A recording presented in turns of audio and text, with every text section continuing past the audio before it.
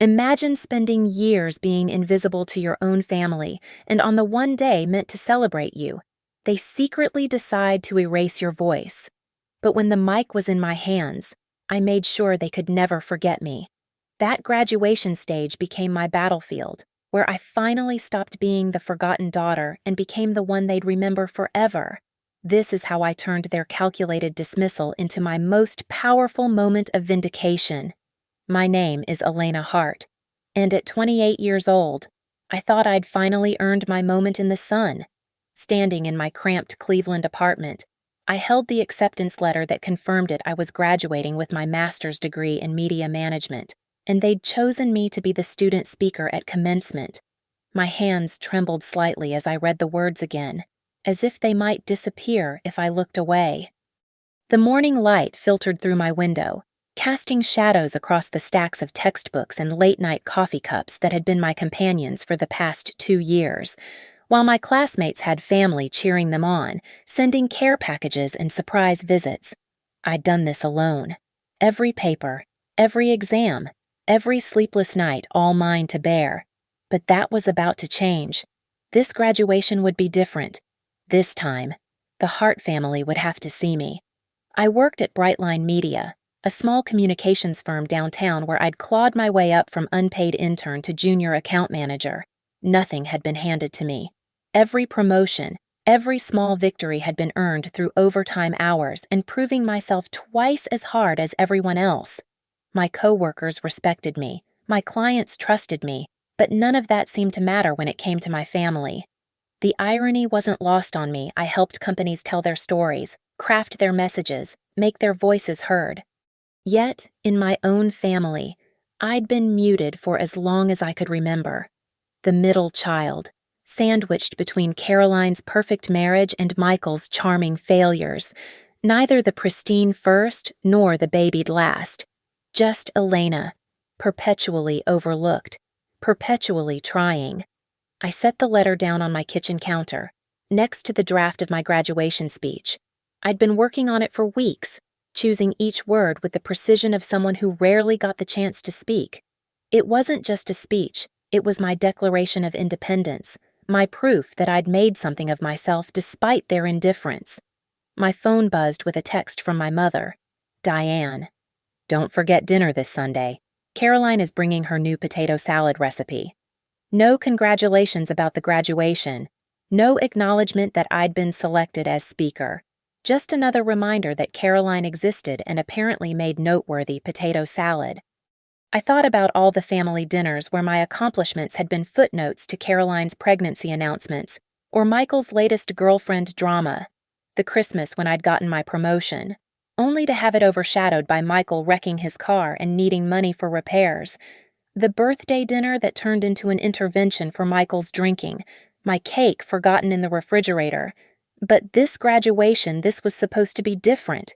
You couldn't ignore someone standing at a podium, speaking into a microphone, with hundreds of eyes watching. For once, they'd have to listen. They'd have to see me as more than the reliable daughter who never caused problems, never asked for money, never demanded attention. I walked to my bedroom mirror and practiced the opening lines again. Distinguished faculty, proud families, fellow graduates. My reflection stared back professional blazer, tired eyes that had seen too many for study sessions, shoulders squared with a determination that had carried me through every slight, every dismissal. This wasn't just about a degree. This was about proving that their indifference hadn't broken me, that all those years of being background noise in my own family's story had only made me hungrier for success. Every time my father Robert had forgotten to ask about my job, every time my mother had cut me off mid-sentence to ask Caroline about her husband's promotion, every family photo where I stood slightly apart, all of it had led to this moment. The graduation was in 3 days. 3 days until I stood on that stage and showed them exactly who Elena Hart had become while they weren't watching. The Hart family dynamic had been set in stone long before I understood my place in it. Caroline, 5 years older, had claimed her throne as the golden child before I even learned to walk. She'd married David, a pharmaceutical sales rep with a six-figure income and a house in the suburbs. They had 2 kids, hosted perfect dinner parties, and my mother spoke about her like she was royalty. "Caroline just has such natural grace," Diane would say, usually while I was within earshot, usually while I was doing something ungraceful like carrying in groceries or fixing the printer. Michael, 3 years younger than me, had perfected the art of charming failure. He'd dropped out of college twice, crashed 2 cars, and cycled through jobs like they were dating apps. But somehow, he remained Dad's favorite, the son who just needed one more chance to figure things out. Robert would clap him on the back after every disaster, saying, "That's my boy, always taking risks." When I'd taken the risk of going back to school while working full-time, the response had been, "Hope you're not taking on too much." Sunday dinners at my parents' house were master classes in invisibility. I'd sit at the same spot I'd occupied since childhood, middle of the table, right side, facing the window. The conversation would flow around me like water around a rock. Caroline would discuss her children's achievements, their soccer games, their piano recitals. My mother would beam and ask for every detail. Michael would tell some story about his latest entrepreneurial venture, usually something involving cryptocurrency or drop shipping that would inevitably fail within months. Dad would nod approvingly, offering advice and, often, seed money. And me, I'd pass the salt. I'd help clear dishes. I'd answer direct questions with brief responses that never seemed to spark follow-ups. "How's work, Elena?" "Fine." "Still at that same place?" "Yes." End of conversation. The turning point had been 2 years ago, at Caroline's birthday party. I'd just been accepted into the master's program, full of excitement and terror about balancing work and school. I'd waited for a lull in conversation to share the news.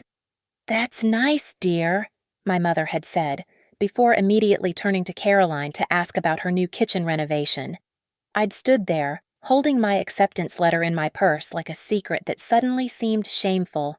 That night, I'd driven home at 11:30 p.m., tears blurring the highway lines, and made myself a promise. I would succeed not for them, but in spite of them. Every ignored achievement would become fuel. Every dismissal would be transformed into determination. The most painful part wasn't the grand gestures of favoritism. It was the small, constant erosions. The family group chat where my messages got no responses, while Caroline's grocery list updates generated dozens of replies. The photo albums where I was consistently half cut out of frame or looking away, while Caroline and Michael had perfectly centered portraits. The stories my parents told their friends, where Caroline was our successful daughter and Michael was our creative son, while I was simply, Elena also lives in Cleveland. Even my career in media communications was somehow lesser in their eyes.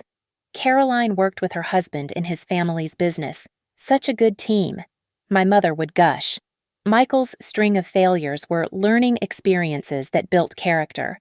But my steady climb through Brightline Media, my successful campaigns, my growing client list. Well, at least you have stable employment? The graduation speaker selection should have been their wake-up call.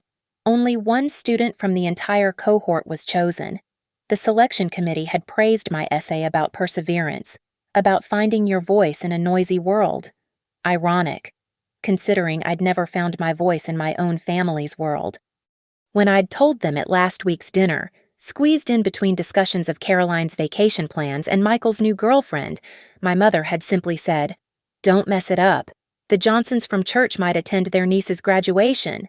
Not congratulations, not pride, just another opportunity for me to potentially embarrass them. But standing in that auditorium, speaking into that microphone, I wouldn't be Elena the forgotten middle child. I'd be Elena Hart, honor graduate, chosen speaker, professional success story. They'd have to sit there and listen. For once in my life, they'd have no choice but to hear me. The speech consumed my every waking moment for 3 weeks. After work, I'd sit at my small desk, laptop screen glowing in the darkness, crafting each sentence with surgical precision. This wasn't just a graduation address, it was my manifesto, my chance to articulate everything I'd learned not from textbooks, but from surviving neglect. I'd start writing at 8 p.m. after finishing client emails and wouldn't stop until my eyes burned around one or two draft after draft piled up in my recycling bin. Too bitter, too weak, too apologetic, too angry. Finding the balance between truth and inspiration felt like walking a tightrope over an abyss of suppressed emotions.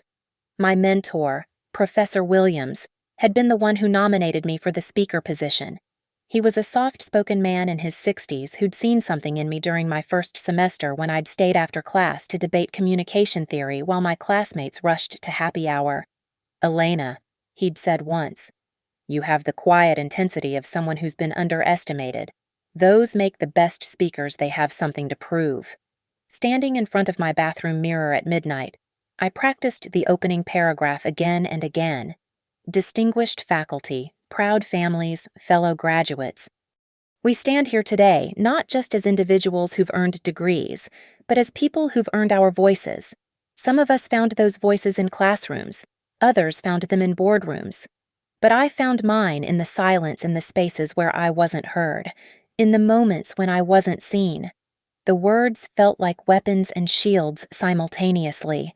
Each line carried the weight of every family dinner where I'd been talked over, every accomplishment that had been diminished, every moment I'd been treated like furniture instead of family. I thought about thanking my family in the speech. That's what you were supposed to do, right? Thank the people who supported you. But how could I thank them for support they'd never given? How could I acknowledge their contribution when their main contribution had been teaching me I was on my own? Instead, I wrote about Professor Williams, who'd stayed after class to discuss my thesis. About my supervisor at Brightline, Marcus, who'd taken a chance on promoting me when I had no advanced degree. About my study group partners who'd become my chosen family, checking on me during finals week, bringing coffee and encouragement when my biological family forgot I was even in school. The speech evolved into something more than personal vindication. It became a love letter to everyone who'd ever been overlooked, who'd succeeded not because of their circumstances, but despite them. "Success," I wrote, "isn't always born from privilege or preference. Sometimes it's carved from disappointment, sculpted from solitude, and polished with tears no one bothered to notice." I created note cards, highlighting key phrases in different colors: blue for emotional peaks, green for pauses, red for emphasis. My living room became a makeshift auditorium where I delivered the speech to an audience of houseplants and throw pillows, adjusting my posture, modulating my voice, practicing the controlled smile that would mask the hurricane inside me. The university had sent information about the ceremony logistics. Speakers would go last. After all the degrees were conferred, prime position. No one would leave early without missing the closing remarks. My family would have to sit through the entire 7-minute speech. 7 minutes, it seemed both eternal and insignificant compared to 28 years of being background noise. Caroline had texted the group chat about graduation day logistics, naturally taking charge. "We'll meet at Mom and Dad's at noon. Pictures there first? Michael, wear the blue tie I bought you. Elena, try to do something nice with your hair." Even now, in my moment, she couldn't resist managing everyone, making sure we'd look perfect for her Facebook photos. My mother had called once to ask if I needed tickets for anyone else. "Just the 4 for you guys," I'd said. "What about that young man you were seeing?" she asked, referring to a relationship that had ended 8 months ago, a detail she'd have known if she'd ever asked about my life. "No, Mom, just family." The irony of that word sat heavy on my tongue. 3 days before graduation, I made one final revision. I added a line near the end: "To those who see us without seeing us, who hear us without listening today, we reclaim our narratives. Today, we speak loud enough that ignorance becomes a choice, not an accident." Standing in my bedroom at 3 a.m., speech finalized, note cards organized, outfit pressed and hanging on the closet door, I felt ready, not just for graduation, but for whatever came after, whether they finally saw me or continued looking through me. I would have spoken my truth into a microphone, into the record, into existence. The speech was perfect. It was honest without being cruel, inspiring without being saccharine. It was everything I needed to say, wrapped in academic eloquence and delivered with the poise of someone who'd learned to carry herself even when no one was watching. The night before graduation, I arrived at my parents' house around 7 p.m. for what my mother had called a small family gathering to celebrate. I should have known better. The house was full of Caroline's friends, Michael's new girlfriend, and various relatives who probably didn't even know what I was graduating with. My achievement had become everyone else's party. I escaped to the kitchen to refill my water glass, needing a moment away from Caroline holding court about her husband's recent promotion. The house felt suffocating, decorated with generic congratulations graduate banners that could have been for anyone, probably leftover from one of Caroline's kids' kindergarten graduations. That's when I heard them. My mother's voice drifted through the cracked door of my father's study, clear and casual, like she was discussing grocery lists instead of destroying me. We'll need to time it perfectly. The speech is supposed to be near the end, after they hand out the diplomas. I still don't see why we can't just sit through it, my father's voice responded, though it lacked any real conviction. Robert, please. The Weathertons invited us for dinner at their country club at 4:30. This is important for David's business connections. Caroline and David need this opportunity. Of course. Everything always came back to Caroline's needs. Caroline's voice chimed in. I hadn't realized she was in there too. Besides, it's not like Elena will notice if we slip out. There will be hundreds of people there. We'll sit somewhere in the middle, take our photos when she gets her diploma, and then leave quietly before the speeches start. Exactly, my mother continued. We'll tell Elena we had an emergency if she asks. Mother's headaches or something. She's used to us having to leave things early. I pressed myself against the wall, water glass trembling in my hand. They weren't just planning to diminish my moment. They were orchestrating its complete erasure. The girl does go on sometimes, Diane added with a laugh that cut through me like shattered glass. Remember her high school graduation? She thanked every single teacher by name. So embarrassing. Thank God she wasn't speaking at that one. This is different, Caroline said. This is graduate school, more sophisticated audience. But still, Mom's right. We don't need to sit through 7 minutes of Elena trying to sound profound. We'll have already gotten the photos we need. What about Michael? My father asked. He's leaving with us, Caroline answered. Brittany has dinner reservations somewhere fancy. He asked me to cover for him. They'd all planned it. My entire family had coordinated their exit strategy from my biggest achievement. They'd turned my graduation speech into an inconvenience to be managed, a scheduling conflict to be avoided. The key is not to sit too close to the front, my mother strategized. Middle section, on the aisle. We can slip out during the applause after the last diploma, before they introduce the speakers. Elena will be backstage anyway, preparing. She won't even know we left until after. Perfect, Caroline agreed. I'll text Michael the plan. We should probably head back out there before Elena notices we're all missing. I heard chairs scraping, footsteps approaching. I quickly moved away from the door, pouring myself more water with shaking hands as they emerged, faces bright with fake smiles. Elena. There you are, my mother said, not a trace of guilt in her voice. We were just discussing how proud we are. Our little graduate, the diminutive stung more than usual. Little graduate. Like I was a child playing dress-up rather than a 28-year-old woman with a master's degree. Thanks, Mom, I managed, voice steady despite the storm raging inside me. Caroline hugged me, the same arms that had just planned my abandonment. You must be so nervous about the speech. Don't worry, you'll be fine. Just remember to speak slowly and don't fidget with your hands like you usually do. Even now, she couldn't resist criticism disguised as advice. Michael appeared, already slightly drunk, throwing an arm around my shoulders. My sister, the scholar Hay, What time is your speech thing again? Want to make sure I'm, you know, there for it. The lie came so easily to him. I almost admired it. It's after the diploma ceremony, I said, watching his face carefully. Around 4 p.m. Perfect, my mother said too quickly. We'll all be there, cheering you on. Standing in my childhood home, surrounded by people who shared my blood but not my struggles. I felt more alone than ever. But something else stirred beneath the hurt, a cold, crystallizing resolve. They'd given me a gift without knowing it. They'd freed me from any obligation to hold back, to play nice, to protect their feelings. If they planned to leave before my speech, then my speech would come to them.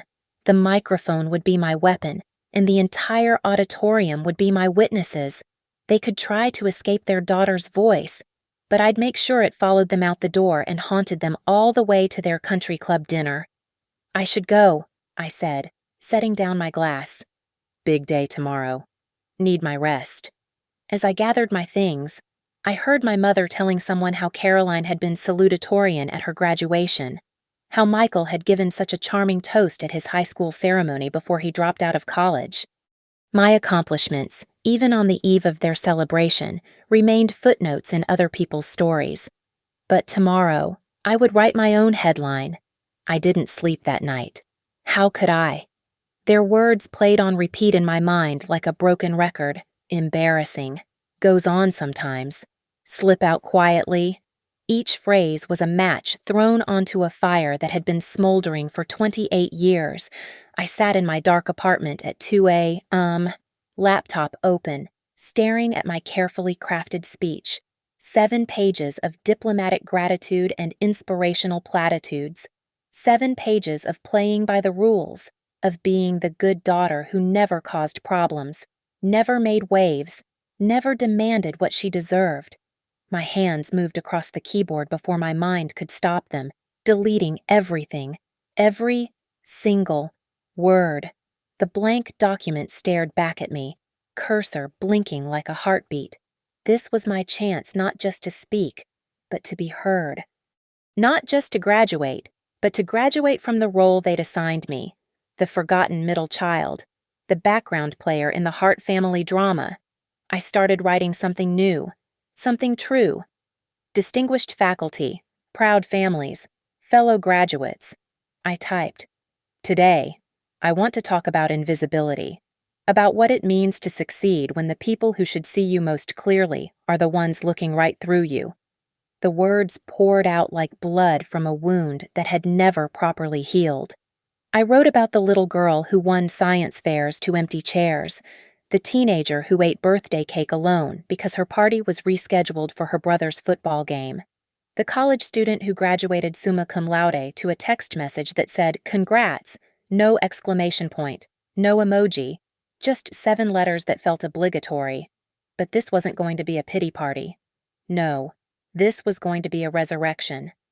I wrote about strength born from neglect, about how being unseen had taught me to see myself more clearly, about how every dismissal had become a brick in the foundation of my independence, about how their indifference had accidentally given me the greatest gift, the knowledge that I didn't need their validation to be valuable. At 4 a.m., I reached the part that made my hands shake. Some of us are fortunate to have families who champion our dreams. Others of us learn to be our own champions. To those sitting in this audience who came to support your loved ones, look at them. Really look at them. See them for who they are, not who you've decided they should be. And to those who planned to leave before hearing their loved ones speak, I paused, fingers hovering over the keys. Know that your absence speaks louder than any words could. I wouldn't name them. I wouldn't need to. They'd know. Everyone would know. The sun rose as I printed the new speech, watching the pages emerge from my printer like evidence of a crime about to be committed, or perhaps evidence of a crime that had been committed against me for years, finally being brought to light. I practiced this new version in front of my mirror, but it was different now. This wasn't about perfection or poise. This was about truth, raw and unvarnished. My voice cracked in some places, strengthened in others. Good. Let them hear the damage and the healing simultaneously. My phone buzzed with texts from the family group chat. Caroline sending last-minute instructions about where to meet for photos. My mother reminding everyone to arrive early for good seats, the same seats they planned to abandon. The hypocrisy would have been laughable if it didn't hurt so much. I texted back a simple, "See you there," with a smiley face emoji. Let them think I was the same obedient Elena, grateful for whatever scraps of attention they threw my way. Standing in my bathroom, applying makeup with steady hands. I thought about what would happen after. Would they disown me? Cut me off. The woman in the mirror smiled at that thought. Cut me off from what being ignored. Disown someone they'd never really claimed I put on my dress a deep emerald green that made me look powerful rather than pretty.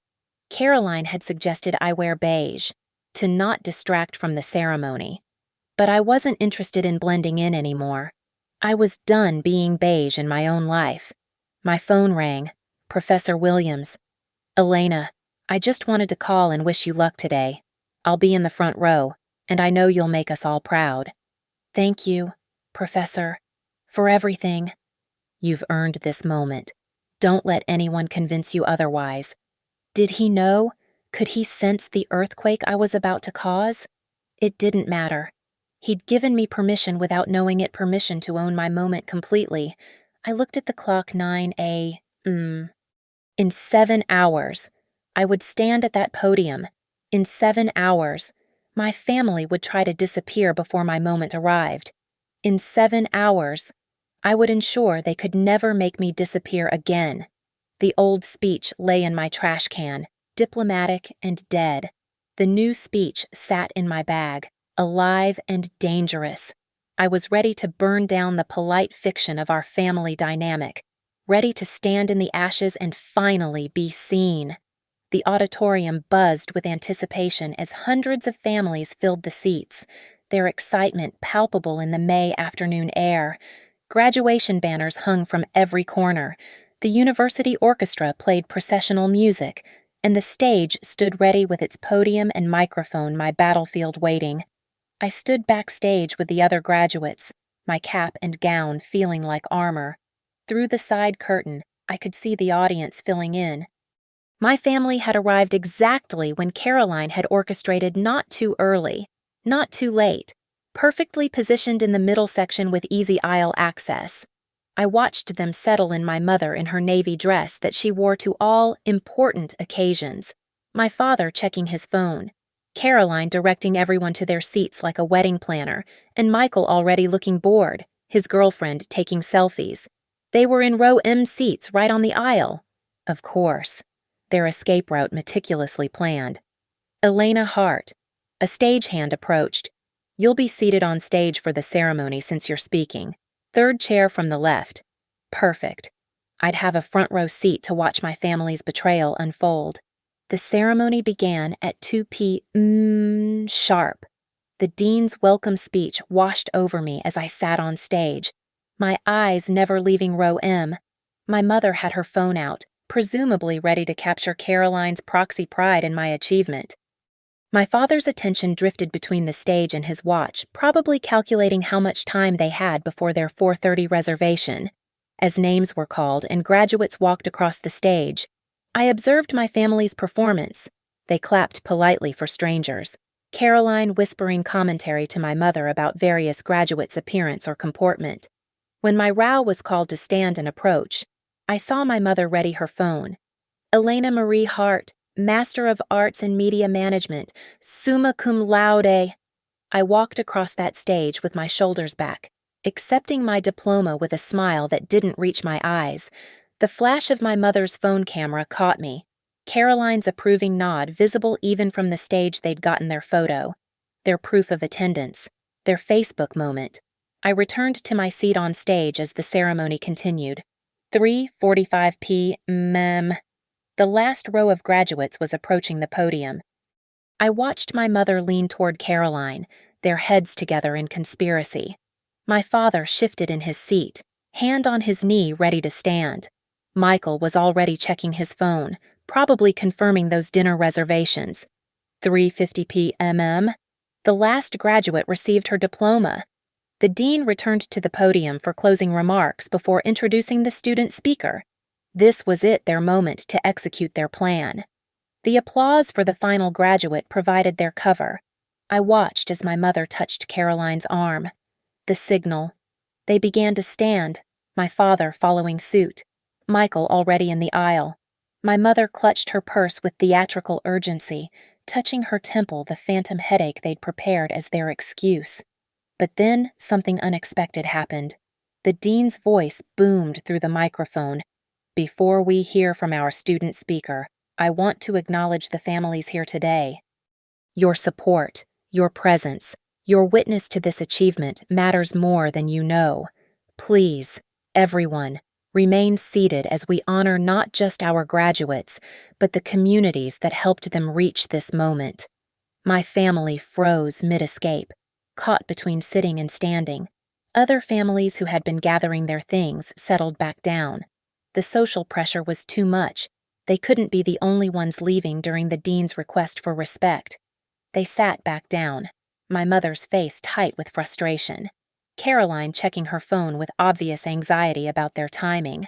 The dean continued, "And now, it is my distinct pleasure to introduce our student speaker, selected from among all our graduating students for her exceptional academic achievement and compelling vision. Please welcome Elena Hart."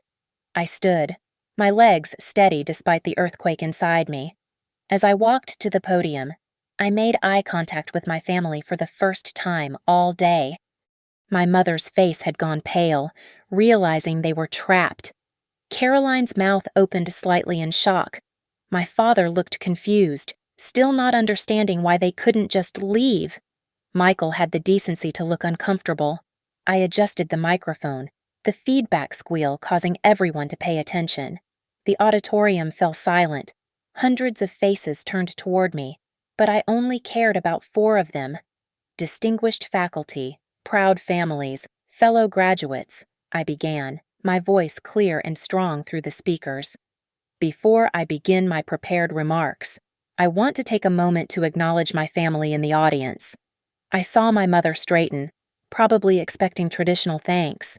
Caroline prepared her gracious smile. They had no idea what was coming. The Hart family, row M, seats 1 through 4, Mom, Dad, Caroline. Michael, this speech is dedicated to you. A murmur of approval rippled through the audience. How sweet, they must have thought. How touching. My family shifted uncomfortably, trapped by social convention and the dean's request, forced to remain in seats they'd planned to abandon. I looked down at my prepared speech, the safe one I'd practiced for weeks. Then, with deliberate precision, I took those pages and slowly, methodically, tore them in half. The sound of ripping paper echoed through the silent auditorium. The torn pieces of my prepared speech fluttered to the floor like white flags of surrender, except I wasn't surrendering anymore. The auditorium held its breath, confusion rippling through the crowd. I pulled out my new speech, the one written in the raw hours of the morning, and smoothed it on the podium. Today, I began, my voice carrying through the speakers with a strength I didn't know I possessed. I want to talk about invisibility, about what it means to achieve something significant when the people who should celebrate you most are already planning their exit. A few nervous laughs scattered through the audience. They thought it was metaphorical. They'd learn otherwise. We sit here, accomplished, educated, proven, yet some of us have fought for this moment not with support, but despite its absence. Some of us have learned that family isn't always the cheering section in your corner sometimes. They're the ones checking their watches, waiting for you to finish so they can move on to something more important. I found my family in the crowd. My mother's face had gone from pale to red. Caroline was frantically typing on her phone, probably trying to craft damage control. My father sat frozen, finally understanding they were trapped. Michael had stopped fidgeting entirely. I stand here today not because of my family's encouragement, but because of their indifference. Every dismissed achievement became fuel. Every forgotten milestone became motivation. Every time I was told that my sister's potato salad recipe was more noteworthy than my promotion, I learned to validate myself. Gasps rippled through the audience. This was not the speech they expected. This was not the grateful daughter they'd come to see. 28 years. That's how long I've been the forgotten middle child of the Hart family. 28 years of being background noise in my own life story, of watching my older sister receive praise for simply existing while my younger brother was celebrated for his failures as learning experiences.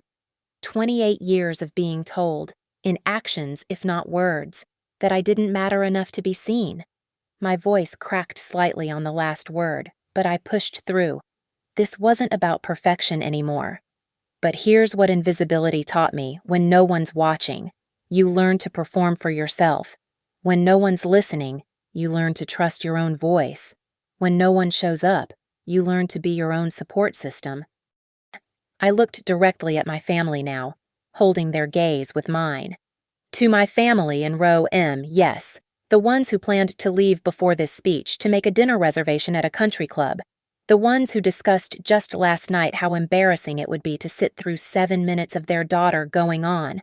I want you to know that I heard you. I heard you planning your escape. I heard you calling this moment an inconvenience. The auditorium was dead silent now. Someone in the front row had their phone out, recording. Good. Let there be witnesses.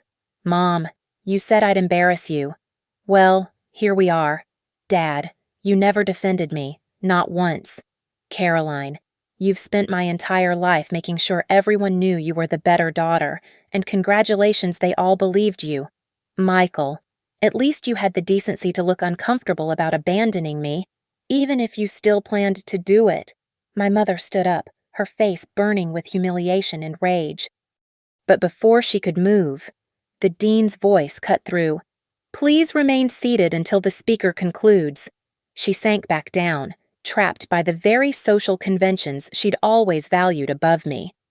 But here's what you never understood, I continued, my voice growing stronger. Your neglect didn't diminish me, it revealed me.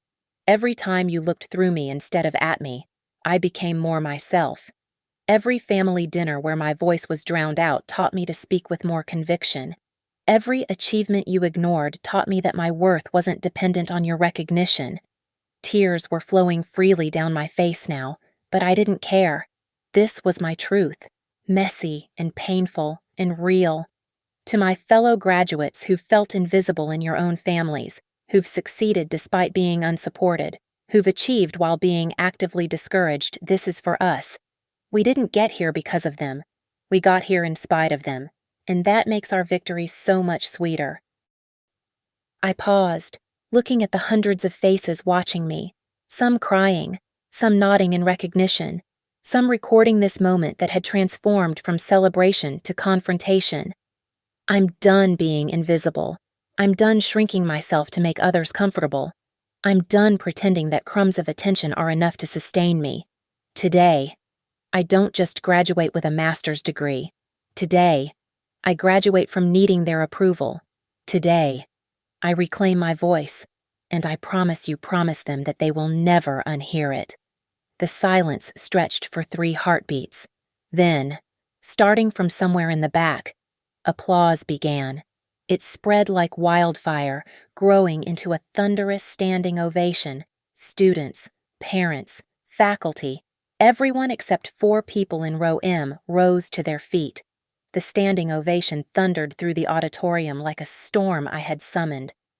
Through my tears, I could see everything Professor Williams in the front row, his eyes glistening with pride, my classmates on their feet, some openly crying, strangers embracing their own family members a little tighter.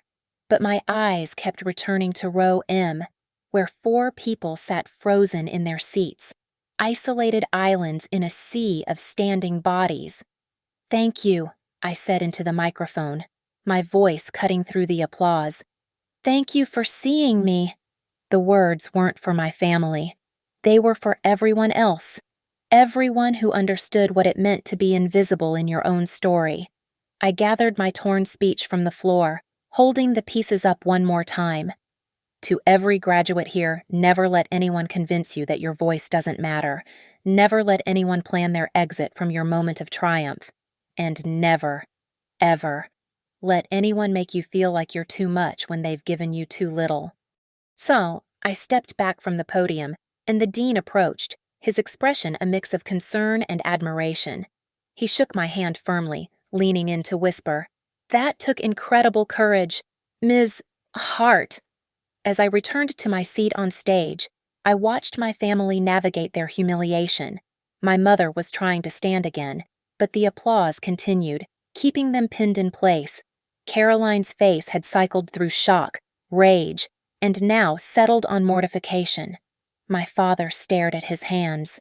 Michael, surprisingly, was looking directly at me, and for the first time in my life, I saw something like respect in his eyes. The ceremony concluded with the dean's closing remarks, but I barely heard them. My heart was racing, adrenaline coursing through my veins. I had done it. I had finally, definitively, irrevocably claimed my space in the world. As the recessional music began and graduates filed out, I saw my family trying to escape through the crowd.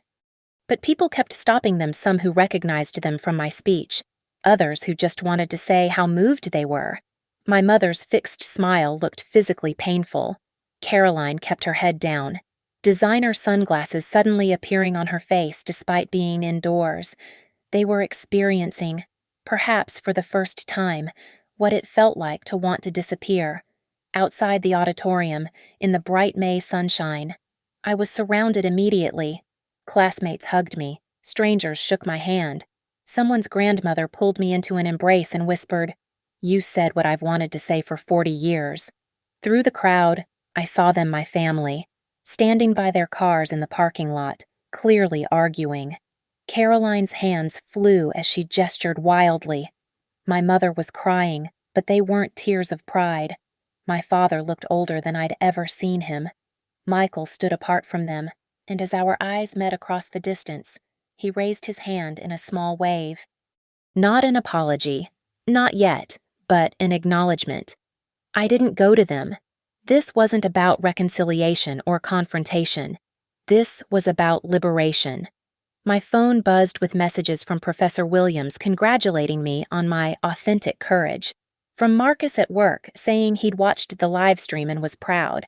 From numbers I didn't recognize sharing their own stories of family invisibility. My speech had already been uploaded to social media. Titles like "Grad Student Exposes Family's Plan to Skip Her Speech" and "The Most Honest Graduation Speech Ever" spreading across platforms. Standing there in my emerald dress and graduation gown, surrounded by people who actually saw me, I realized something I had spent 28 years trying to earn a place at a table that had no seat for me. Today, I hadn't just flipped that table, I had built my own. A woman approached me, pressing a business card into my hand. "I'm a literary agent," she said. "That story you just told, more people need to hear it. Call me." I looked back one more time at the parking lot. My family's cars were gone. They had finally made their escape, just not the way they'd planned. They thought they were leaving before my moment. Instead, they were leaving after I had ensured they would never forget it. The late afternoon sun warmed my face as I walked toward my own car, my phone still buzzing with messages. My heart finally free from the weight of seeking approval that was never going to come. I had entered that auditorium as Elena Hart, the forgotten middle child. I was leaving as Elena Hart, the woman who refused to be forgotten. My voice had filled that auditorium, reached into every corner, demanded to be heard, and for the first time in my life, I didn't need my family to hear it. I had heard it myself, clear and strong and unashamed. That was enough. That was everything. As I drove away from campus, my graduation cap on the passenger seat, my phone connected to the car speaker, I listened to a voicemail from Professor Williams. "Elena, you didn't just graduate today. You commenced. The real beginning of your life starts now." He was right. This wasn't an ending. This was my commencement the moment I stopped waiting for permission to exist fully in my own life. The moment I stopped being invisible, not because they finally saw me, but because I finally saw myself. Thank you all for listening to my story today. I'd love to know where you're listening from. Drop a comment below and let's connect. If this story resonated with you, please subscribe to the channel and share your own thoughts and experiences. Sometimes the most powerful thing we can do is let others know they're not alone in their struggles. Until next time, remember your voice matters, especially if some people don't want to hear it.